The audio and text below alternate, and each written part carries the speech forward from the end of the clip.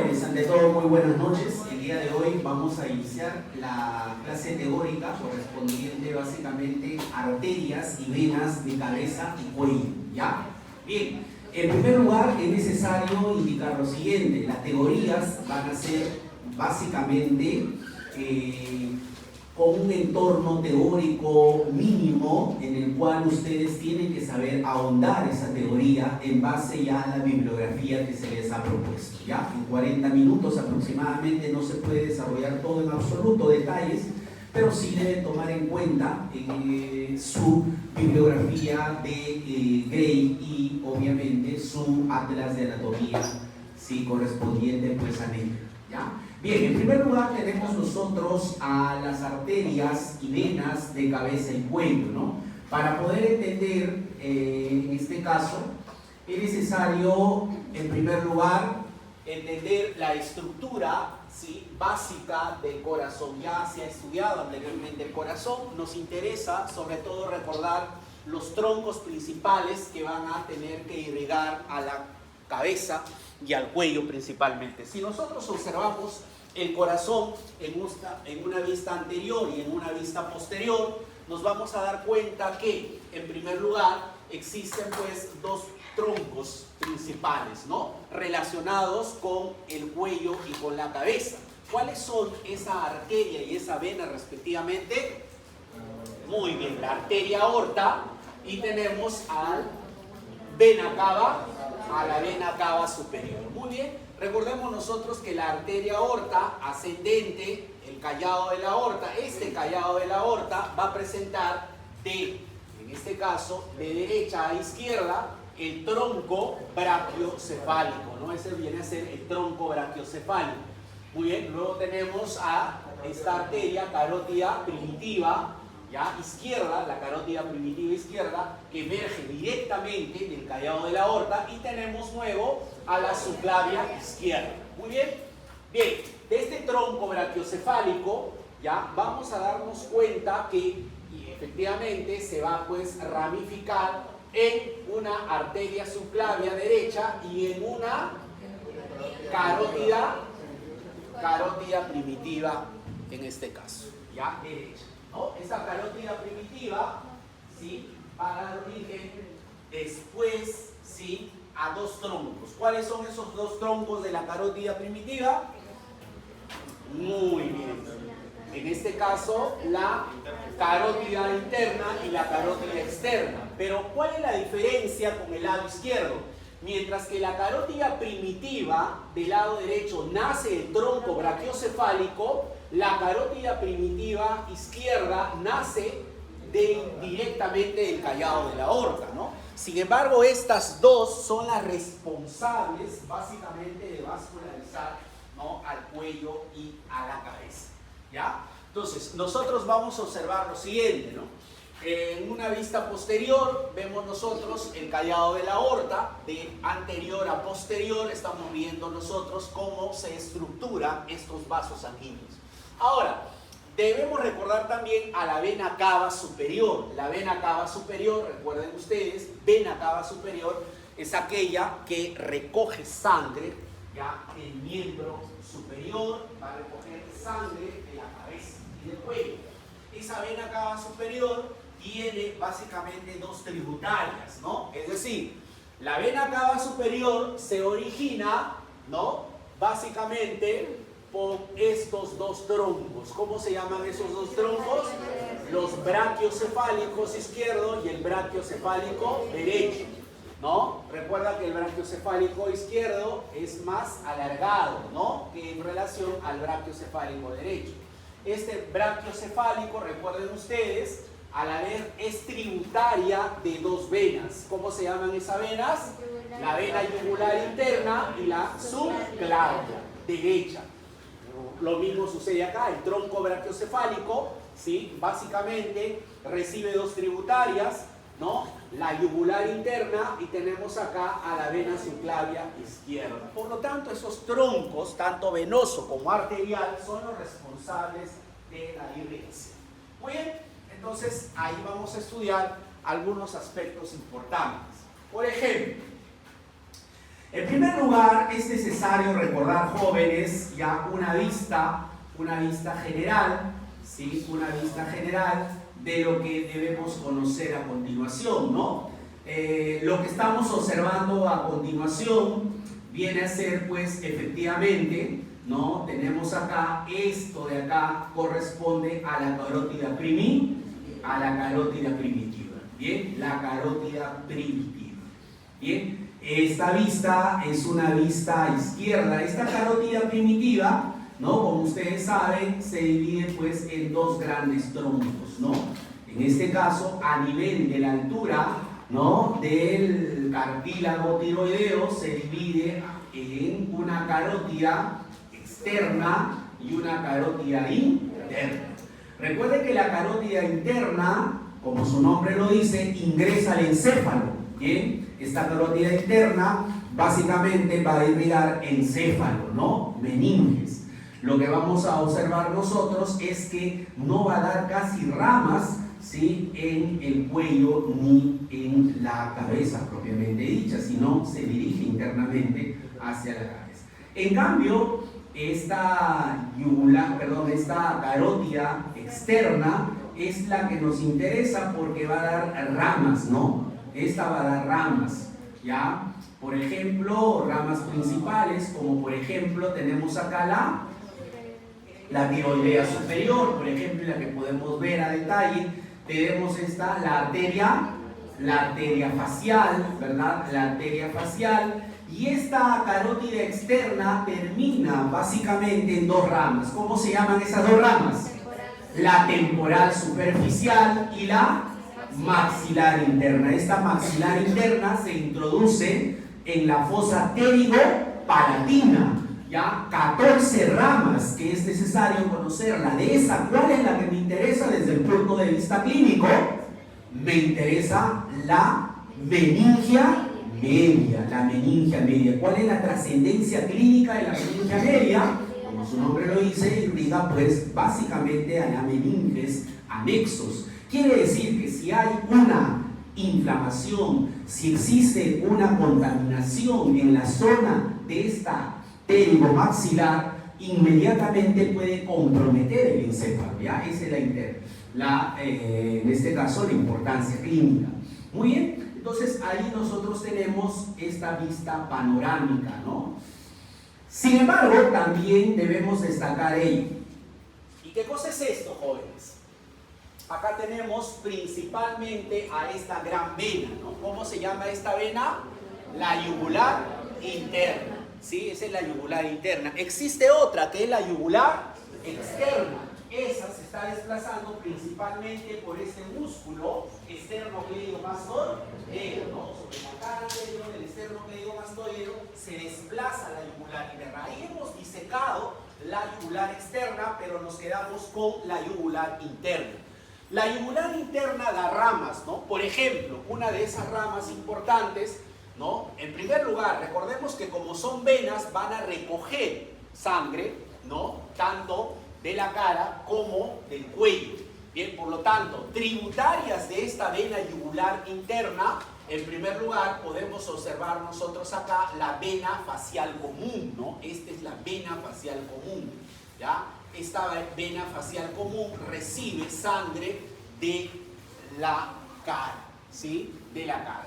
Tenemos también un tronco muy importante, este de acá, por ejemplo, que viene a ser la vena tiroidea superior. Esta vena tiroidea superior recoge sangre, básicamente, del lóbulo superior de la glándula tiroides y anexos, ¿no? Va a formar, básicamente, ¿no?, un tabique, ¿sí?, venoso en la región anterior de la glándula tiroides. Muy bien. Otra que debemos destacar, por ejemplo, viene a ser la tiroidea media, ¿no?, que a veces en algunas personas está ausente, ¿no? No es una vena muy común que digamos. Muy bien, entonces vamos a observar nosotros en esta vista general esta estructura muy importante, ¿no?, de las venas. Bien, en primer lugar, antes de pasar a ello, debemos recordar, como ya les había mencionado, las venas superficiales del cuello. ¿Cuáles son esas venas superficiales del cuello, muchachos? En este caso, la vena yugular externa, ¿no? De ambos lados. Esto viene a ser el músculo externo cleidomastoideo. Recuerden que esta vena, ¿sí? Yugular externa va a recibir, ¿no? Básicamente tributarias de estas dos grandes venas. ¿Cómo se llaman esas dos venas? La vena retromandibular, ¿ya? La vena retromandibular y la vena auricular posterior. Por lo tanto, esta vena yugular externa se forma por la vena, básicamente la auricular posterior y la vena retromandibular, el cual está pues desplazándose de medial hacia lateral, casi oblicuamente, por casi la cara anterior del esternocleidomastoideo. Recoge sangre, sobre todo de la región lateral de la cara y del cuello. Muy bien. ¿Dónde desemboca? ¿Dónde desemboca la yugular externa? ¿Dónde desemboca? Principalmente va a desembocar en la vena yugular, en la vena subclavia, ¿no? En la vena subclavia, ¿ya? Ahí es donde va a desembocar en la vena subclavia.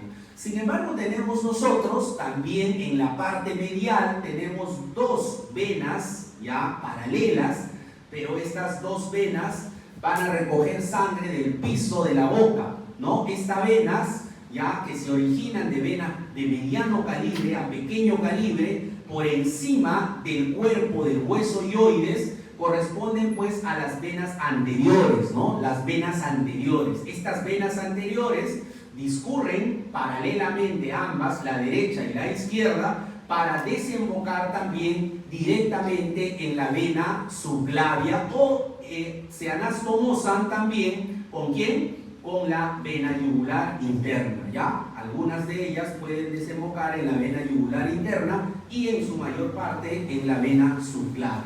Muy bien, recogen sangre de este sector. Muy bien, entonces la vena yugular, extraemos la vena yugular y nos vamos a quedar básicamente con eso, ¿no?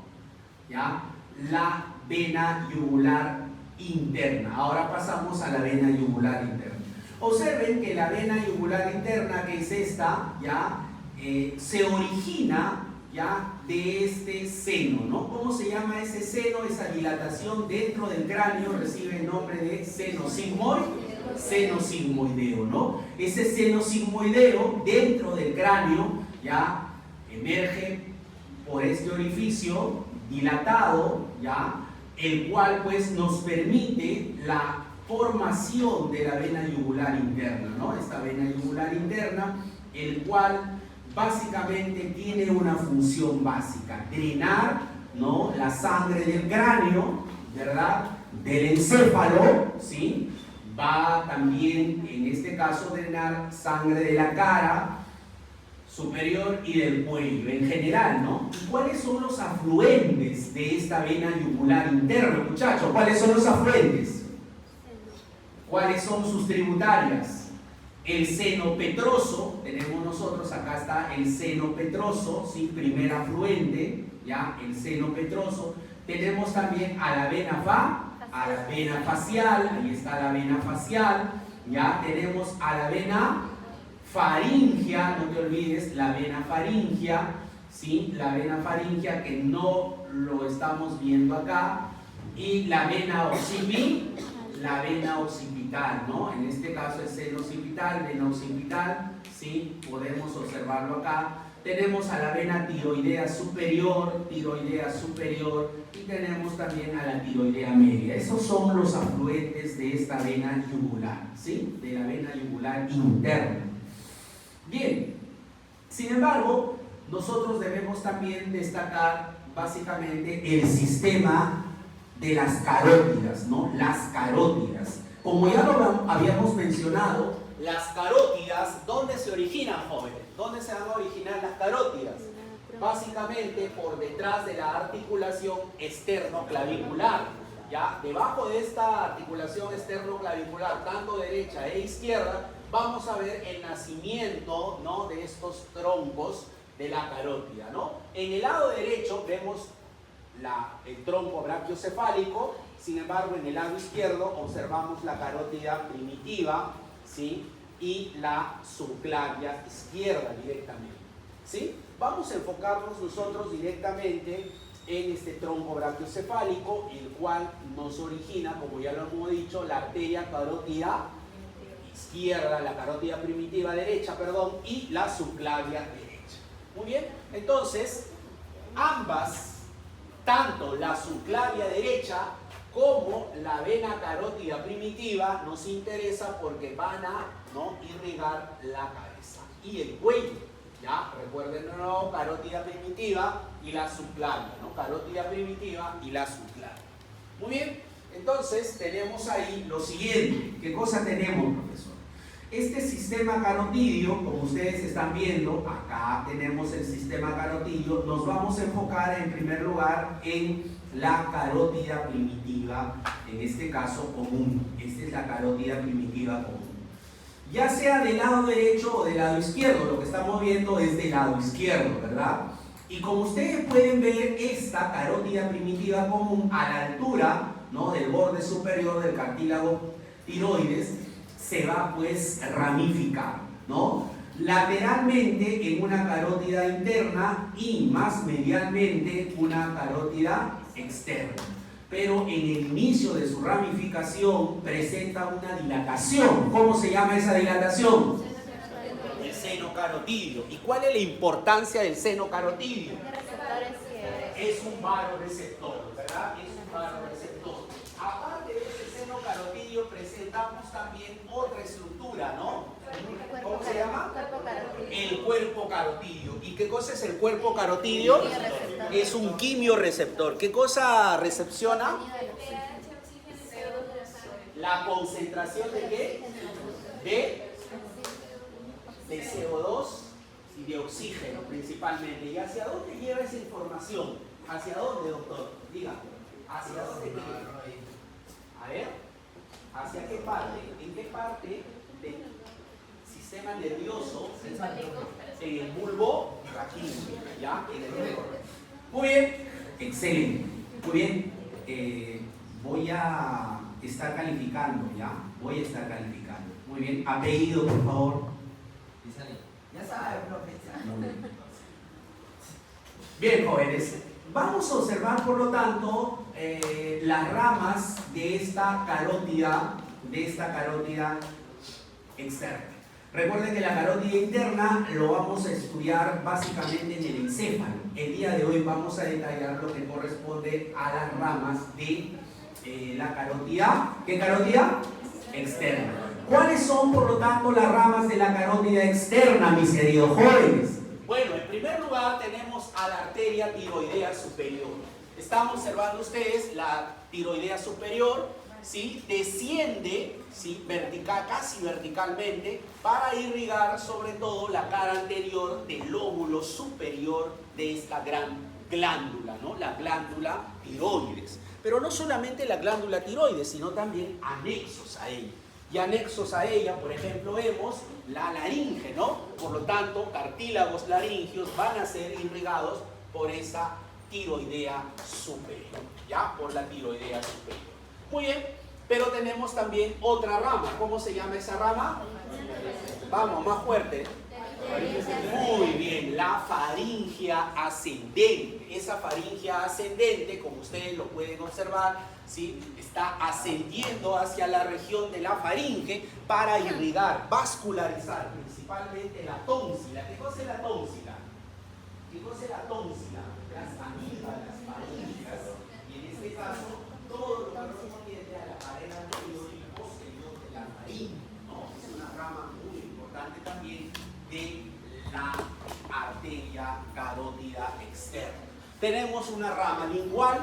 Recordemos que su rama lingual se bifurca básicamente por la base o el piso de la boca, el cual llega hacia la musculatura de la lengua y va también, en este caso, irrigar a las glándulas, ¿no? Sobre todo a las glándulas submaxilar y a las glándulas sublinguales, muy bien, y principalmente a los órganos que corresponden al piso de la boca. ¿Cuál es ese músculo que forma el piso de la boca? Si yo en estos momentos perforo acá, hago un agujero y paso a la boca, ¿qué músculo crees que forma el piso de la boca?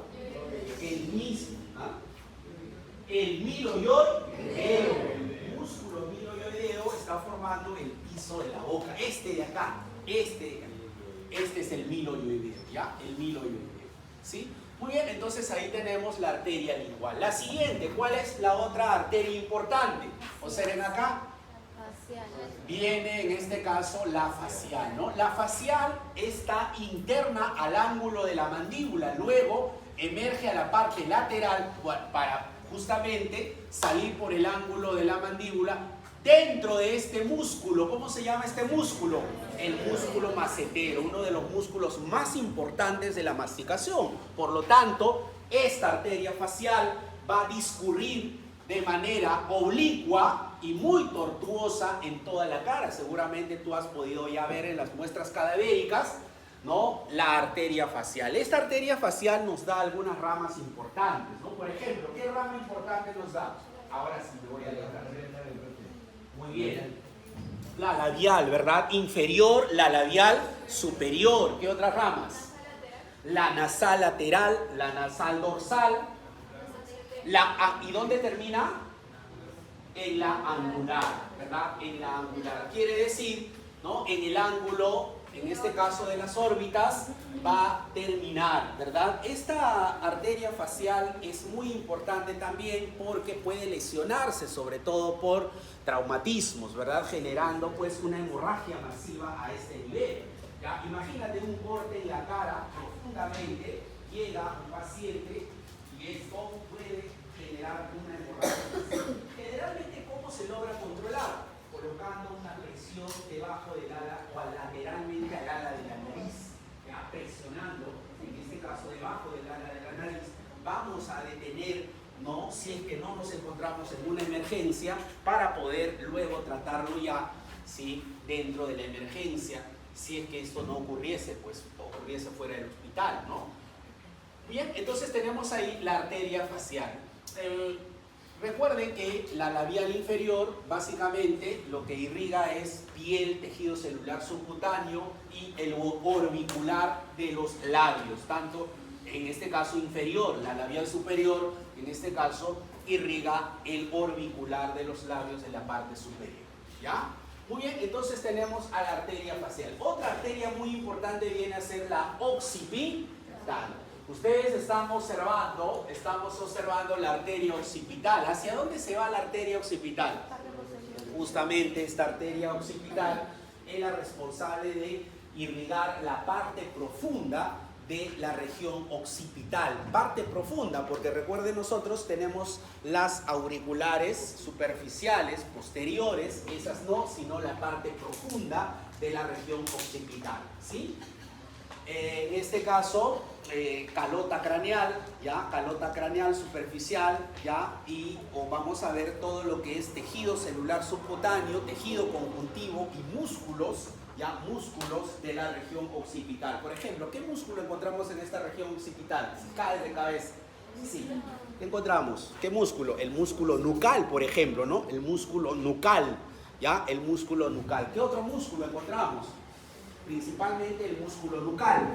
Vamos a observar también, jóvenes, aparte de esta arteria occipital, la arteria auricular posterior. Como su nombre lo dice, la arteria auricular posterior, esta arteria auricular posterior se dirige detrás, ¿no?, del conducto auditivo, ¿no? Este es el conducto auditivo, ¿ya? Detrás de él, para poder irrigar todo lo que corresponde a la región retro, ¿no?, auditiva, ¿verdad?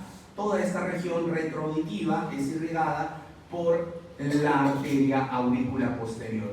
Y finalmente, muchachos, ya esta arteria carótida externa termina en dos ramas. ¿Cuáles son esas dos ramas, profesor? tenemos en primer lugar la arteria temporal superficial. La temporal superficial básicamente va a irrigar la cara anterior, se desplaza por la cara anterior del músculo temporal.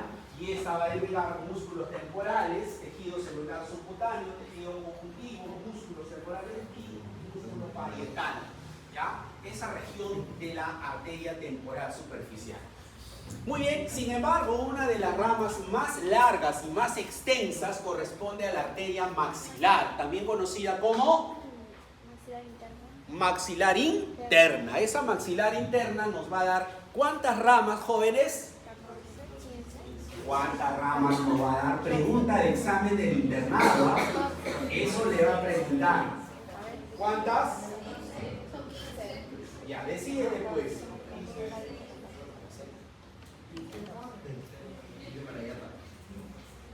Muy bien, acá nosotros tenemos, ya podemos observar nosotros acá la maxilar interna. Muy bien, ahí está. Es un dibujo, un esquema muy bonito en el cual podemos apreciar esta maxilar interna. Presenta ¿cuántos ramos? 3 ramos. Muy bien, primer tramo, segundo tramo y tercer tramo.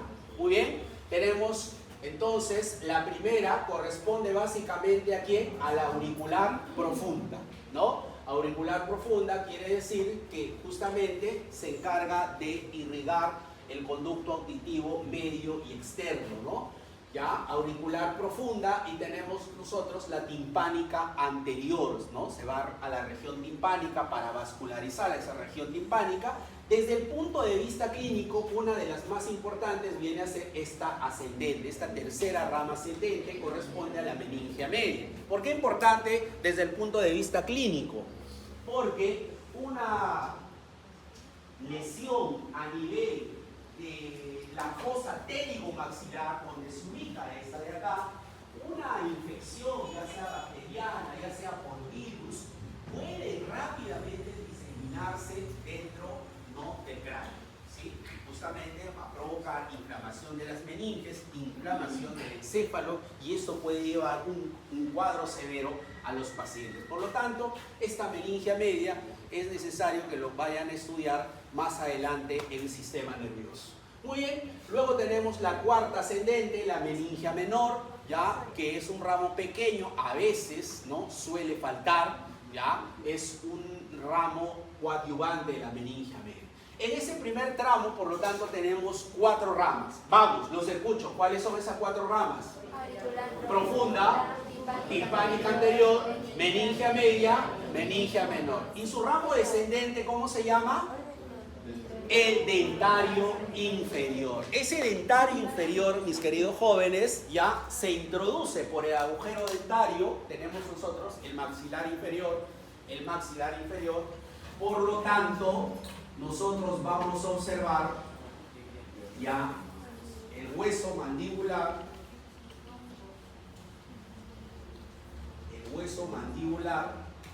ya ahí está.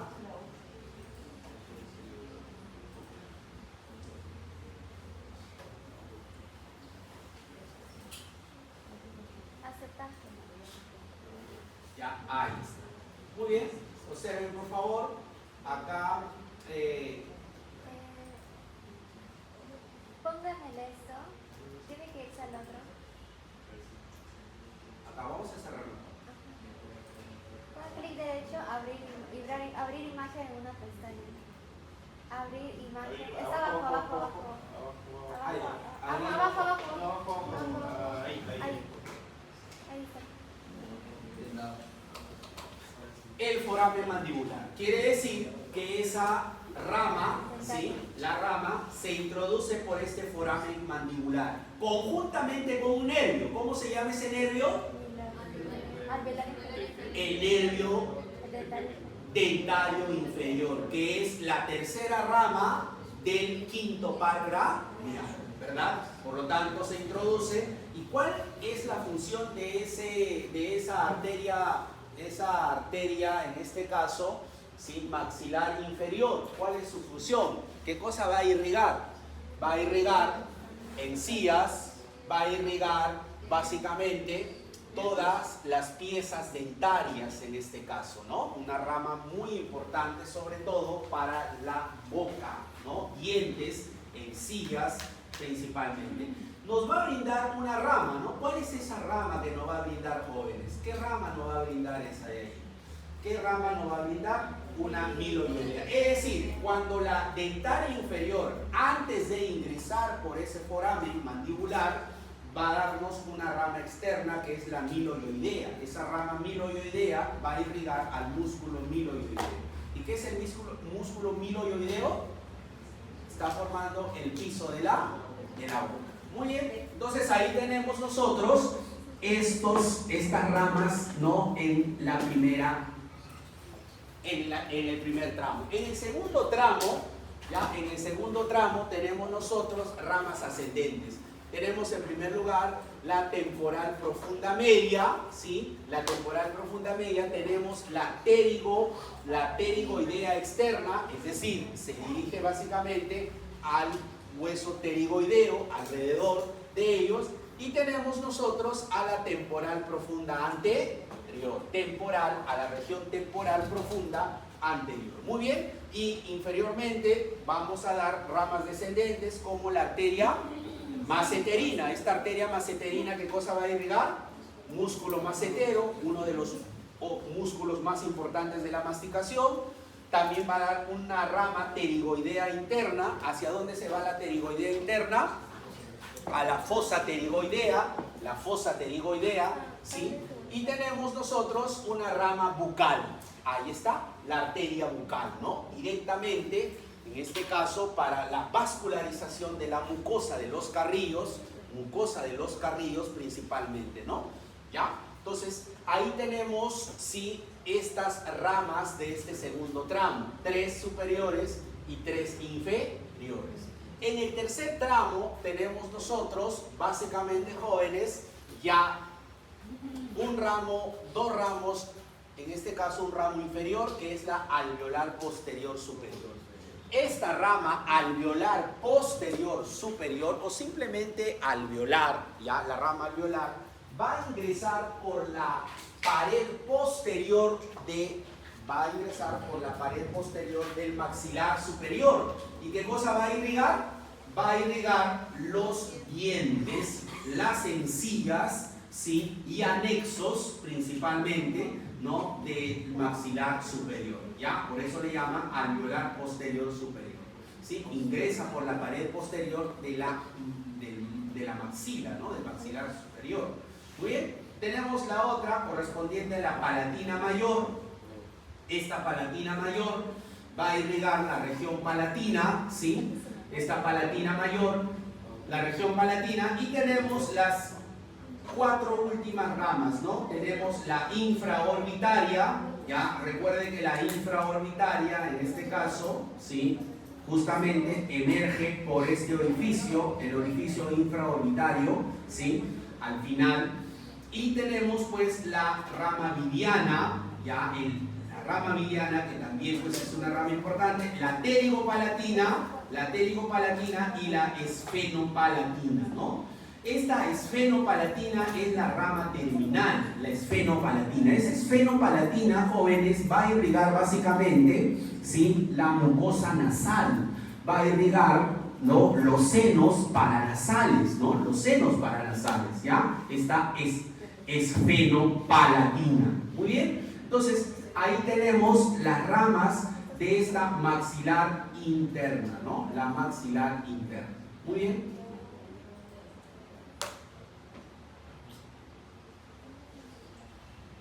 Y bien, sin embargo, tenemos también en este sistema, ¿no? En este sistema arterial tenemos pues a la subclavia, ¿verdad? La subclavia, tanto izquierda como derecha, también nos va a generar ramas que van a irrigar el cuello, ¿no? Principalmente el cuello, ¿no? Por ejemplo, tenemos nosotros, ¿sí? Esta subclavia, ¿sí? La subclavia básicamente está siendo delimitada por este músculo. ¿Cómo se llama el músculo? escaleno anterior, ¿no? Este músculo escaleno anterior. Por lo tanto, el escaleno anterior, ¿sí?, va a generar tres regiones: una región preescalénica, una región posescalénica y una región, ¿sí?, posterior, en este caso, al borde lateral del escaleno, ¿sí? Entonces, anterior al borde, ¿no?, medial del escaleno, vamos a ver que emergen pues las principales ramas, ¿no? ¿Cuáles son esas ramas? Bueno, en primer lugar tenemos esta primera rama. ¿Cómo se llama esta primera rama? No, esta de acá, la primera. La vertebral, ¿no? Esta vertebral, ¿a dónde se introduce? A los agujeros transversos de las vértebras C6, C5, C4 hasta la C1. Y en este caso, ¿qué cosa va a formar? Las dos ingresan paralelamente, ¿dónde? ¿Hacia dónde? Hacia la fosa posterior, en este caso, del cráneo. ¿Y qué cosa van a formar? La arteria basilar. ¿Y esa arteria basilar qué cosa va a formar? El polígono de Willis. Ya eso lo van a detallar sobre todo en sistema nervioso. Bien, ahora nosotros vamos a observar, jóvenes, también debemos observar también la otra arteria, esta otra arteria muy importante. ¿Cómo se llama esa arteria? La arteria tirocervical, ¿no? Esa arteria tirocervical, su nombre lo dice, tiro porque se va a la tiroides, cervical se va hacia la región del cuello a través de sus ramas. ¿Cuál es la primera rama? Vamos, esta de acá, la primera. La tiroidea inferior. Recuerden que la tiroidea inferior, que proviene de la subclavia, irriga el lóbulo inferior, ¿sí?, de la glándula tiroides, anexos, ¿sí?, y anexos. También tenemos nosotros la otra rama, que significa la cervical ascendente, ¿no? Esta es la cervical ascendente, acá podemos ver la cervical ascendente, ¿no? Tenemos la cervical transversas. Ya acá vemos nosotros la cervical transversa, ¿no? Y tenemos la supraescapular. Muy bien, la supraescapular. La otra que se encuentra hacia, en este caso, hacia la parte inferior, si este tronco tirocervical es ascendente, esta otra que está al mismo nivel es descendente, corresponde pues a la arteria torácica interna, antiguamente llamada mamaria interna. No nos interesa describir ahora, pero es una rama importante. Y finalmente tenemos nosotros estos dos troncos. Este tronco se llama el tronco costocervical, ¿no? El cual nos da dos ramas, ya, la intercostal superior y la cervical profunda. Ya, intercostal porque justamente va a irrigar, ¿sí?, básicamente costillas en su pared, en este caso anterior. En la parte posterior vamos a observar nosotros a esta rama intercostal superior. Muy bien. Bien, ahora podemos detallar principalmente. Tenemos acá una vista de los vasos de la cara, ¿no? Ahí está, nosotros ya lo habíamos detallado. Recuerden ustedes que la cara principalmente está vascularizada, muy vascularizada, sobre todo por estos vasos, ¿no? Sobre todo las faciales, ya tanto la vena como la arteria, ¿sí? Podemos observar nosotros, por ejemplo, a la vena yugular, esta vena yugular interna, ya, la vena yugular interna, que es esta de acá, y esta viene a ser la vena yugular externa. La vena yugular externa y la vena yugular interna, ¿no? La vena yugular interna nos va a dar esta rama, es el tronco común facial, ¿no? Es el tronco común facial, que se introduce dentro de esta glándula. ¿Cómo se llama esta glándula? La glándula parótida, ¿ya? Y dentro de la glándula parótida, ¿no?, en este caso va a recibir, ¿no?, va a recibir tributarias de la vena facial, ¿sí? Vena facial, principalmente la vena facial. Muy bien, recordemos nosotros, por lo tanto, la arteria facial, no te olvides, sus ramas, labial superior, labial inferior. Ya tenemos también otra vena muy importante, otra arteria muy importante, que es la transversa de la cara. ¿Dónde nace esta arteria transversa de la cara, muchachos? ¿Dónde nace? En la arteria temporal superficial. temporal superficial, ¿ya? Por lo tanto, la arteria temporal superficial nos da una rama que es la transversa de la cara, el cual está discurriendo casi paralela a este hueso. ¿Cómo se llama este hueso? El hueso cigomático, conjuntamente con la vena del límbano. Muy bien, y finalmente, ya como lo habíamos indicado, tenemos a la arteria maxilar también, ¿no? La arteria maxilar y la arteria oftalmica.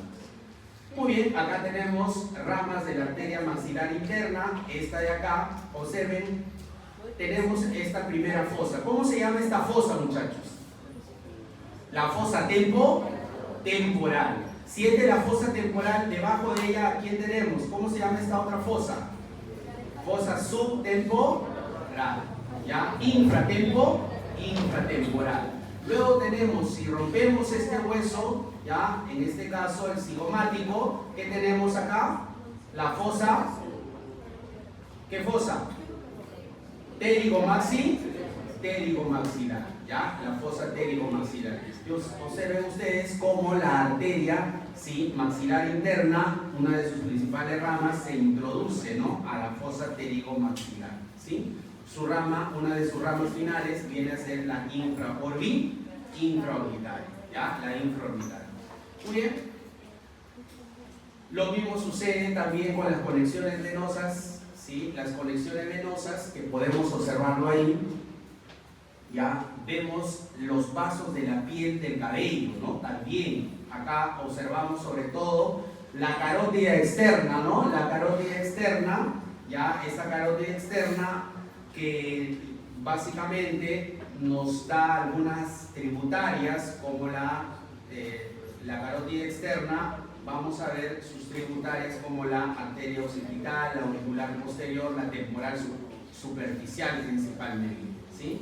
La temporal superficial de la carótida externa. ¿Ah? Muy bien, acá vemos, ¿sí?, la arteria maxilar interna, ¿sí?, la arteria maxilar interna, cuáles tenemos su primer tramo y segundo tramo principalmente. Muy bien, acá podemos observar bien cuál es la función básicamente de esta arteria maxilar. Bueno, va a irrigar principalmente cavidad nasal, como ya le hemos indicado, la cavidad oral, dientes y también la dura madre a través de la meningia media, ¿no? ¿Ya? Y acá tenemos todas sus ramas que nosotros hemos descrito anteriormente.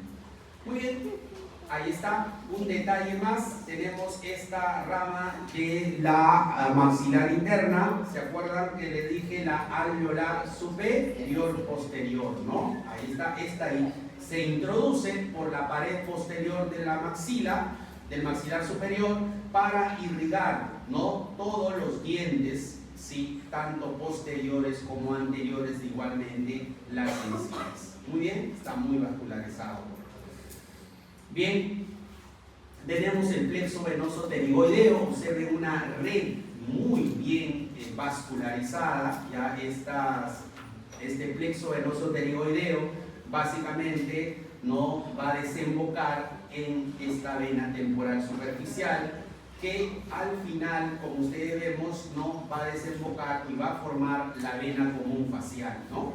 Finalmente desembocando en la vena yugular interna, ¿ya? Vena yugular interna. Muy bien, jóvenes, el día de hoy nos vamos a quedar ahí, ¿sí?, para vernos en una próxima oportunidad mediante. Voy a tomar una lista rápidamente para el